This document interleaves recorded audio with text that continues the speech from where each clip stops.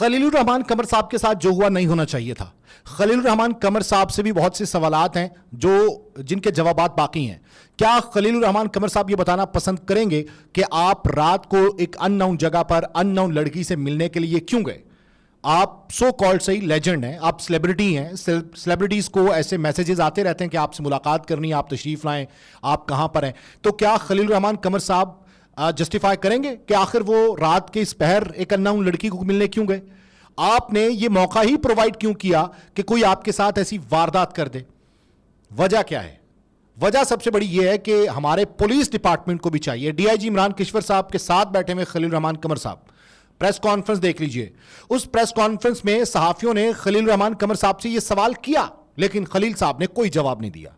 خلیل صاحب سے پوچھا گیا کہ آپ یہ بتانا پسند کریں گے کہ آپ کو ضرورت کیا پڑی تھی ان سے ملنے کی, یا آپ اس طرح کی حرکت سے کیا ثابت کرنا چاہتے ہیں کہ آپ رات کے وقت جو ہے وہ لڑکی سے ملنے پہنچ گئے اور لڑکی سے پوچھا آپ اکیلی ہیں, اس کے ساتھ چیٹ کی, لڑکی کو موقع مل گیا اور اس کے بعد اس نے یہ واردات کر دی. ہماری ہر سیلیبریٹی کو ایسے میسیجز آتے ہیں, ہر شخص کو ایسے میسیجز آتے ہیں اور لڑکیوں کے ذریعے ہی ہنی ٹریپ کیا جاتا ہے. کچے کے ڈاکو اس طریقے کو فالو کرتے ہیں. اور خلیل الرحمان قمر صاحب تو بہت بڑے لیجنڈ ہیں, وہ تو زمانہ شناس ہیں, وہ مردم شناس ہیں. ان کو کیا ضرورت تھی؟ کیا ان کو نہیں پتا تھا کہ یہ ٹریپ بھی ہو سکتا ہے, یہ چال بھی ہو سکتی ہے؟ اب ایک دوسرا موقف جو سامنے آ رہا ہے خلیل الرحمان قمر صاحب کا, وہ کہتے ہیں کہ ان کا ڈیٹا موبائل کا سارا ڈیلیٹ کر دیا گیا ہے. اگر سارا ڈیٹا ڈیلیٹ کر دیا گیا ہے تو پھر آمنہ عروج کا یہ دعویٰ کہ ان کے پاس بہت سی چیٹس ہیں, بہت سی لڑکیوں کے ساتھ ان کی گفتگو ہے خلیل الرحمان قمر صاحب کی, اور بہت سی نازیبا ویڈیوز ہیں, اور پھر آمنہ عروج کے پاس بھی کچھ ایسی ویڈیوز ہیں, کچھ ایسا ڈیٹا موجود ہے, تو اس پر بھی انویسٹیگیشن ہونی چاہیے. اس پر بھی پولیس کو خاموش نہیں ہونا چاہیے کہ ایسے جو مرد حضرات ہیں کہ جو دوسرے لوگوں کو موقع پرووائڈ کرتے ہیں کہ آپ ان کے ساتھ کچھ بھی کر لیں, تو یہ غلط ہے.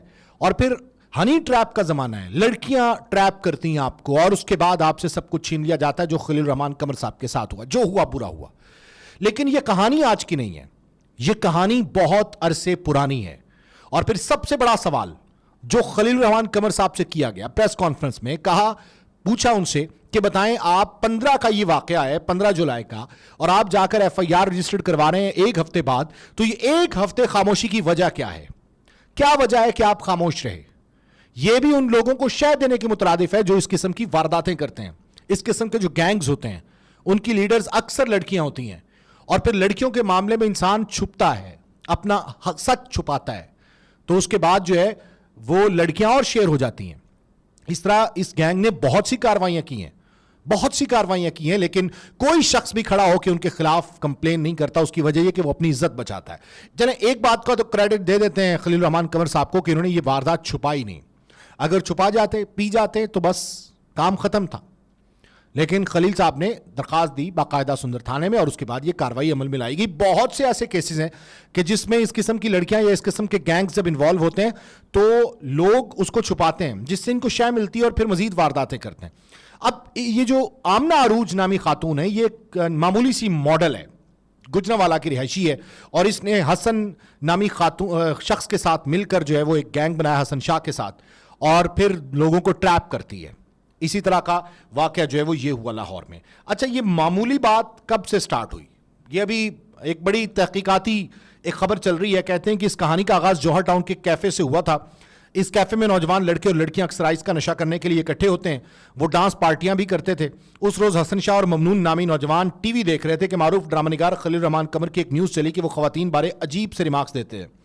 حسن شاہ نے کہا کہ اس بوڑھے کے پاس بہت پیسہ ہے اور اس پیسے کو حاصل کرنا چاہیے, اور اس میں غرور بھی بہت ہے, اس سے بڑی رقم حاصل کرتے ہیں. ان کی ایک دوست گجرانوالہ سے تعلق رکھنے والی ایک معمولی ماڈل گرل آمنہ عروج بھی راتوں رات امیر ہونا چاہتی تھی, اور جو آمنہ عروج ہے اس نے ان کے ساتھ مل کر ہنی ٹریپ کا پلان بنایا. اس پلان میں آمنہ نے اپنی بہن مریم اور دوست شمائل کو بھی کردار سونپ دیے.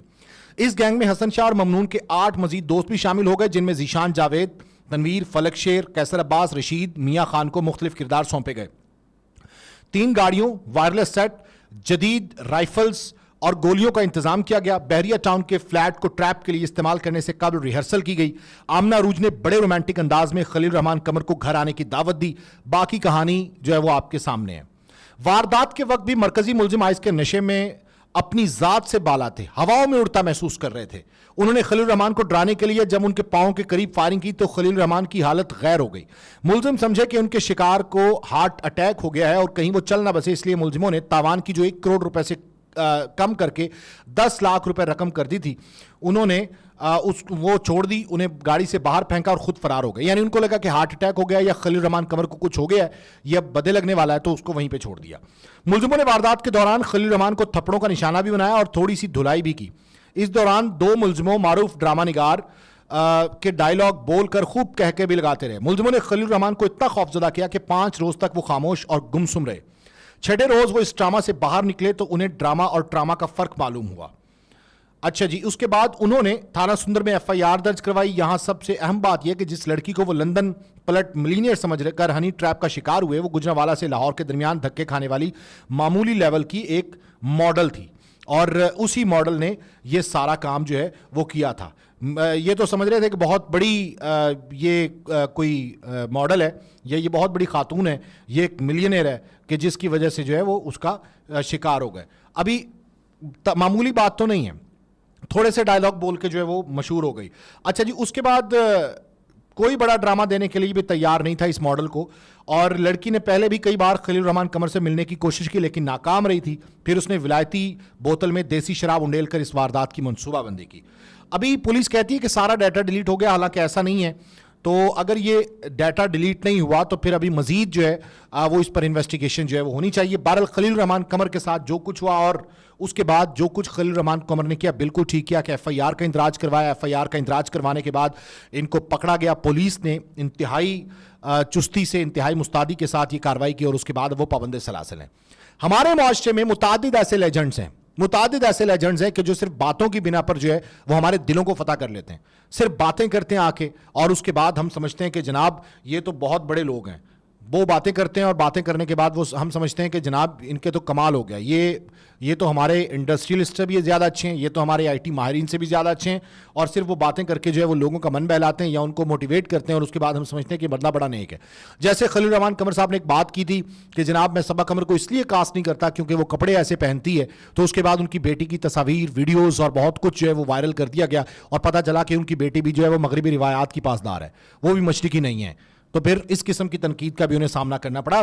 تو خلیل الرحمان قمر صاحب نے بھی یہ بھی چیلنج کیا تھا کہ ان کو ٹریپ کر کے دکھایا جائے. خاتون ہے تو کوئی ایک چیلنج کیا تھا پوڈ کاسٹ میں, تو وہ بھی ہو گیا. تو اس قسم کے چیلنجز اور اس قسم کی گفتگو سے خلیل الرحمان قمر صاحب کو پرہیز کرنا چاہیے, جس کی وجہ سے معاشرے میں جو ہے افراتفری پھیلتی ہے, نفرت پھیلتی ہے. آپ سوشل میڈیا کھنگال کے دیکھ لیں کہ اس میں خلیل الرحمان قمر صاحب پر جتنی تنقید اس کے بعد بھی ہو رہی ہے وہ الحفیظ والامان, بہت تنقید کا نشانہ بنایا جا رہا ہے انہیں. ان کو اپنے کردار پر بھی غور کرنا چاہیے اور اپنے الفاظ پر بھی غور کرنا چاہیے. طارق بزمی کو اجازت دیجیے, اللہ حافظ.